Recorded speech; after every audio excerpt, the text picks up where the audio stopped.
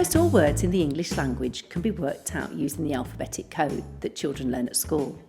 This is made up of 44 sounds and includes sounds like a, b, k, and a, e, and I, as well as sh, ch, and air.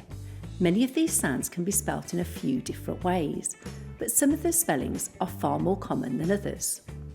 To get children reading quickly, we teach them the most common way each sound is spelt first. They will learn some of the more unusual ways of spelling sounds later in the Letters and Sounds programme. But there are just a few with unusual spellings that children need to read and write a lot, even in the early stages. Words like he, said, and was. We call these tricky words and teach them as we go along. When we teach tricky words, we show the children which bit of the word is the tricky part.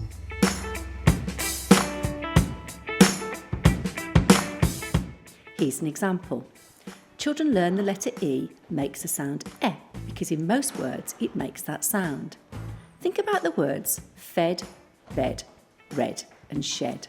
But the word we is a tricky word because the letter E is not making the sound that the children have been taught so far, E. In this word, the letter says E. So the word is we. Another tricky word is was. Both the middle and the final letters are tricky. This letter says O, and this letter says Z, so we read the word as was. We teach the most common tricky words first.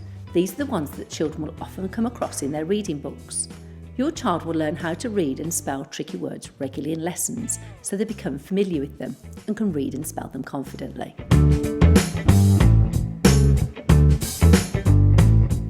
If you find they are struggling to remember a certain tricky word, ask them to write on a post-it note and stick it where they will see it a lot. Keep asking them to read the word. If you need to, remind them of the tricky part. This will help them to remember it.